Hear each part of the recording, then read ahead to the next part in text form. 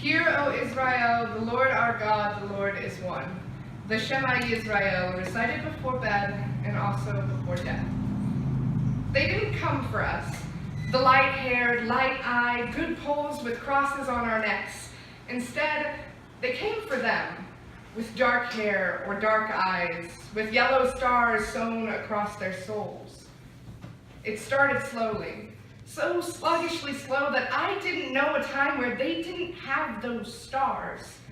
Then the school started turning them away, telling them all that they couldn't stay, and I watched my best friend cry while her family pulled her the other way. Soon they burned the local synagogue, and I stood in pure bridled shock, knowing that those sworn to protect us were never going to protect them. Their bodies are thin, translucent vines spread across their bruised skin, trying to keep their hearts beating. Shattered glass, broken windows, the taste of metal floating like autumn leaves on this cold breeze. They recite the Shema, praying to Elohim, holding on to their faith, fighting with tooth and nail.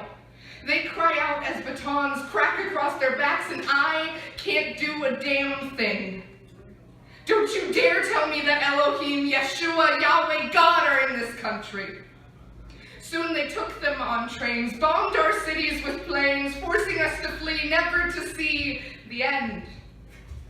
They make their propaganda, trying to convince us that they are protecting the Jews, and I scoff at their lies, but do nothing but say goodbyes to my Jewish friends and my tainted countrymen. We see the pictures, we hear their screams, and in the back of my head, the streets of my home are covered in red. There are people made of skin and bones with nothing but rotten clothes. I may not be Jewish, but the girl next door who was only 4 was beaten for speaking Yiddish.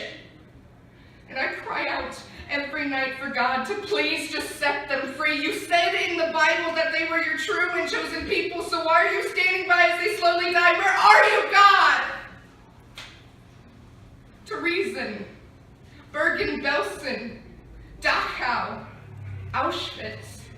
Those words are etched into history and leave me shaking in tears. No one I knew ever came back from those concentration camps, and they took a piece of me with them to their graves. I never returned to Poland. I avoided Germany at all costs. Even with the war over, I can still hear their screams. The gas, the mass graves of dead Jewish slaves. And when people have the audacity to look down upon the surviving Jews, I lose my mind. I start crying and screaming, trying to remind them that these Jews have survived the unthinkable, unsinkable pain, enduring the rusty stain of watching their loved ones perish in gas and flame. But one day, when I'm stronger and no longer afraid of the past, I'll return to that country, perhaps with children in hand, and show them the land scarred with hate, but healed by the forgiveness, love, and kindness of those who would not be shaken. And it will be there where I will finally stare into the eyes of the past and leave my pain behind quick and fast. Because I know that one day, though it far off it seems, I will meet Elohim and see my friends again.